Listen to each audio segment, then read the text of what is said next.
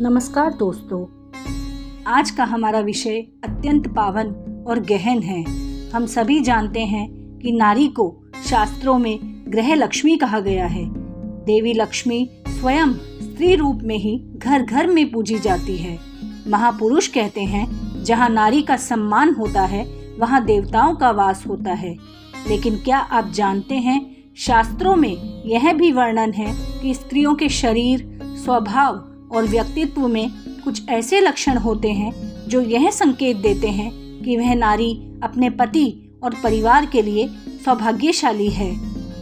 आज हम इन्हीं लक्षणों पर गहराई से चर्चा करेंगे, तो आइए प्रेम और श्रद्धा के साथ आरंभ करते हैं।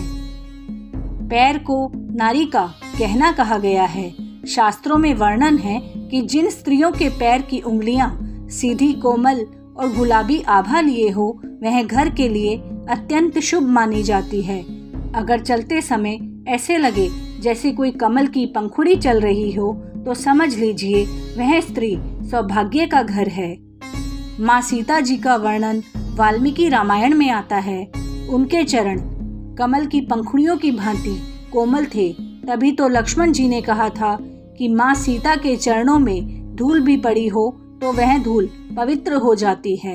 ऐसे चरणों वाली नारी पति को हर कार्य में सफलता दिलाती है और उसके जीवन की सारी रुकावटें दूर करती हैं। स्त्री की माथे की रेखाएं और भौहें की बात करें तो स्त्री का माथा उसकी सोच और भाग्य का दर्पण है। जिस स्त्री का माथा गोलाई लिए हो, साफ सुथरा हो और उस पर सुंदर ललाट रेखाएं हो, वह धर्म प्रिय और सौभाग्यशाली होती है। भौहें यदि लंबी, घनी और थोड़ी झुकी हो तो यह और भी शुभ माना जाता है, क्योंकि ऐसी भौहों वाली नारी कोमल हृदय और सहनशीलता से भरपूर होती है। वह परिवार को कभी टूटने नहीं देती। शास्त्र कहते हैं, जिसकी दोनों भौहें संतुलित हो वह स्त्री सुख समृद्धि से पूर्ण होती है। स्त्री की आंखों का वर्णन कुछ इस तरह है। नारी की आंखें उसके हृदय की खिड़की होती है। यदि स्त्री की आंखें बड़ी, निर्मल और कमल की पंखुड़ियों जैसी हो तो वह घर को आनंद और प्रेम से भर देती है। जिसकी दृष्टि कोमल और शांत हो वह कलह का कारण नहीं बनती, बल्कि शांति का वातावरण बनाती है। शास्त्रों में रुक्मणी जी की आंखों का वर्णन मिलता है। उनकी आंखें इतनी सुंदर थी कि स्वयं श्री कृष्ण मोहित हो गए। आंखें केवल सौंदर्य नहीं, बल्कि भीतर के हृदय का दर्पण होती है। करुणा और दया से भरी आंखों वाली नारी पति को सदैव सुख देती है। अब बात करते हैं नारी की कद काठी की। मध्यम कद वाली स्त्रियां सबसे संतुलित मानी जाती है। बहुत लंबा कद या अत्यंत छोटा कद यह जीवन में असंतुलन ला सकता है। शारीरिक संतुलन का अर्थ है कि उस स्त्री का जीवन भी संतुलित होगा। गहराई से समझे, यदि नारी का शरीर ना तो बहुत दुबला हो और ना ही बहुत भारी, तो इसका अर्थ है कि उसके भीतर संयम और संतुलन है। ऐसी स्त्री हर परिस्थिति में धैर्य रखती है और परिवार को सही दिशा देती है। आइए बात करते हैं चेहरे और मुखाकृति की। चेहरा हमेशा प्रसन्न चित्त और आभा युक्त होना चाहिए। गोल, चमकदार और कोमल चेहरा चंद्रमा जैसा माना गया है। ऐसी स्त्री को देखकर ही थका हुआ पति प्रसन्न हो जाता है। अनुसुईया माता का वर्णन आता है कि उनका मुखमंडल सदैव तेजस्वी और शांति से भरा रहता था। ऐसा मुखमंडल केवल घर को ही नहीं, समाज को भी आलोकित कर देता है। इसके विपरीत कठोर और तना हुआ चेहरा मन की अशांति को दर्शाता है। इसीलिए स्त्री का चेहरा जितना उज्जवल और शीतल होगा, परिवार उतना ही आनंदित रहेगा। आइए बात करते हैं स्वर और वाणी की। स्त्री की वाणी घर की सबसे बड़ी पूंजी होती है। मधुर वाणी घर में लक्ष्मी का वास कराती है। जो स्त्री धीमे, प्यार और सम्मान से बोलती है, वह परिवार को कभी टूटने नहीं देती। अगर पति काम से थका हुआ लौटे और पत्नी गुस्से में बोले, कहाँ थे इतनी देर, तो पति और भी दुखी हो जाएगा। लेकिन अगर वही पत्नी मुस्कुरा कर कहे, आ जाइए, बहुत थक गए होंगे, पहले पानी पीजिए, तो उसके पति का तनाव तुरंत दूर हो जाएगा। शास्त्रों में कहा गया है, जहाँ वाणी मधुर है वहाँ लक्ष्मी का वास होता है। अब बात करते हैं केश और ललाट की।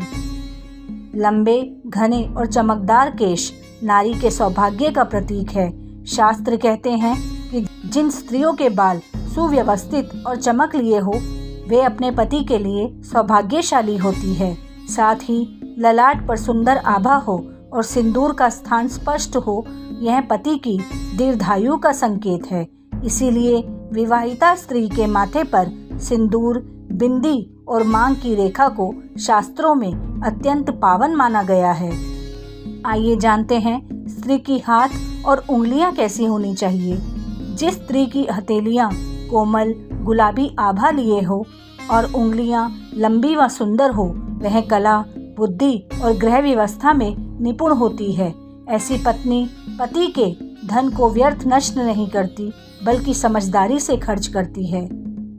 पुराणों में सावित्री जी का वर्णन आता है। उनकी हथेलियां इतनी कोमल थी कि उन्हें देखकर लोग कहते थे, यह हाथ पति को मृत्यु से भी बचा लेंगे। और सचमुच सावित्री ने यमराज से अपने पति सत्यवान का जीवन वापस पाया। अब आते हैं महत्वपूर्ण विषय पर, हृदय और स्वभाव कैसा होना चाहिए। सबसे बड़ा लक्षण केवल शरीर में ही नहीं, बल्कि स्वभाव में है। जो स्त्री दयालु, करुणामयी और सेवा भाव से भरी हो, वही परिवार की सच्ची लक्ष्मी है।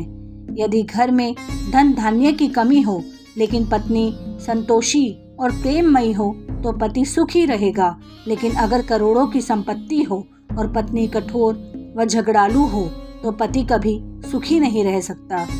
इसीलिए शास्त्र कहते हैं, नारी का सच्चा सौंदर्य उसके हृदय में है, न कि केवल रूप में।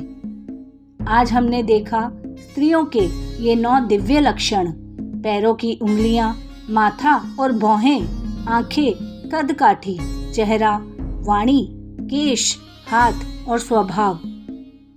ये सब मिलकर नारी को देवी स्वरूप बनाते हैं। ऐसी नारी जिस घर में हो, उस घर में लक्ष्मी, शांति और आनंद सदा बना रहता है। और सचमुच ऐसा पति सबसे भाग्यशाली कहलाता है।